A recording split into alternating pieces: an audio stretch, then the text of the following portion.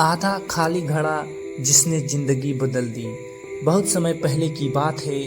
एक गांव में एक बहुत ही बुद्धिमान और दयालु साधु रहते थे। लोग दूर दूर से उनके पास आते थे, उनसे ज्ञान और आशीर्वाद पाते। साधु हर बार लोगों को कुछ अलग ढंग से जीवन की सीख देते थे। एक दिन उन्होंने अपने आश्रम के सभी शिष्यों को बुलाया और कहा, मैं तुम्हारी मेहनत और धैर्य की परीक्षा लेना चाहता हूँ। तुम सब यह घड़ा लो और इसे पानी से भरकर रोज शाम को मेरे पास लेकर आना। जो भी सबसे अच्छा काम करेगा उसे विशेष आशीर्वाद मिलेगा। सभी शिष्य बहुत उत्साहित हो गए। वे तालाब की ओर दौड़े और घड़े भरकर ले आए। लेकिन एक शिष्य जिसका नाम आनंद था, उसके हिस्से में एक टूटा हुआ घड़ा आया। घड़े के नीचे एक छोटा सा छेद था। वह जब भी तालाब से पानी भरता, आधा पानी रास्ते में ही टपक जाता। पहले दिन आनंद बड़ा निराश हुआ। उसने सोचा, यह तो मेरे साथ अन्याय है। जब सबके घड़े पूरे भर जाते हैं और मेरा हमेशा आधा खाली ही रह जाता है, तो साधु जी मुझे क्या आशीर्वाद देंगे। फिर भी उसने हार नहीं मानी। अगले दिन फिर पानी भरा और साधु के पास ले गया। घड़ा फिर से आधा खाली था। लोग उसका मजाक उड़ाने लगे, तेरे घड़े का क्या फायदा, तू कितना भी मेहनत कर ले, यह कभी पूरा नहीं भर पाएगा।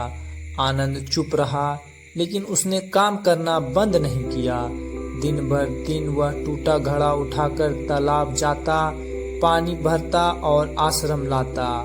कई हफ्तों तक यही सिलसिला चलता रहा और फिर एक दिन साधु ने सब शिष्यों को इकट्ठा किया और कहा, चलो आज मैं तुम्हें तुम्हारे काम का परिणाम दिखाता हूँ। साधु आनंद को अपने साथ उसी रास्ते पर ले गए जहाँ से वह रोज टूटा घड़ा लेकर गुजरता था। साधु ने मुस्कुराकर कहा, बेटा जरा इस रास्ते को ध्यान से देखो। आनंद ने देखा तो हैरान रह गया। जिस रास्ते से वह रोज टूटा घड़ा लेकर गुजरता था, वहाँ दोनों ओर हरी हरी घास और रंग बिरंगे फूल खिल चुके थे। साधु बोले, यह फूल तुम्हारी उसी मेहनत का परिणाम है जब बाकी लोग सिर्फ पानी लेकर आते थे। तुम्हारे टूटे घड़े से रिसा हुआ पानी रास्ते की मिट्टी को जीवन देता रहा।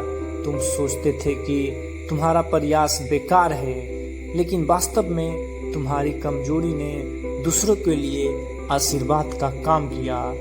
आनंद की आंखों में आंसू आ गए। उसने समझ लिया कि हर कमजोरी भी अगर सही ढंग से इस्तेमाल हो तो वह किसी और के लिए वरदान बन सकती है।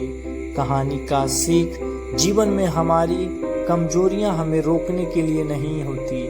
अगर हम हार न माने और निरंतर प्रयास करें तो वही कमजोरियां दूसरों के जीवन को रोशन कर सकती है। अगर आपको यह कहानी पसंद आई हो, please like, share and subscribe. धन्यवाद।